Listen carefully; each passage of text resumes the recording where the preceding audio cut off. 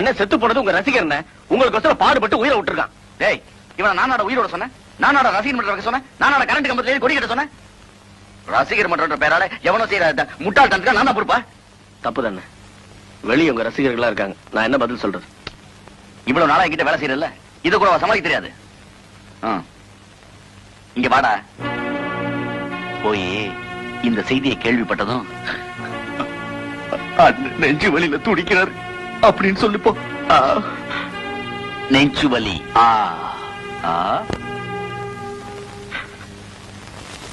தலைவர் ரெடி ஆயிட்டாரா?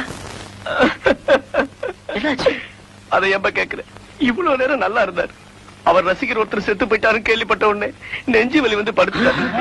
உங்களுக்கு தான் தெரியுமே, அண்ணன் மனசு ரொம்ப இலகுனது. அவர் ரசிகருக்கு ஏதாவது ஒண்ணு தாக்க மாட்டாருப்பா. நான் வேணா டவுனுக்கு போய் டாக்டர் கூட்டிட்டு வரட்டுமா? வேணா, அண்ணனுக்கு ஒரு பவுந்து கொடுத்துருக்கேன், ரெஸ்ட் எடுத்தா சரியா போயிடும். சரிங்க. ஏங்க கொஞ்சம் தலைவரை நேரா பார்த்துட்டு போயிறாங்களா? அறிவு கட்டவன, அவரே உடம்பு சரியில்லாம உள்ள படுத்திருக்காரு சொல்றாரு, நான் வேற தொல்லை பண்ணுமா அவரை? தலைவரை கொஞ்சம்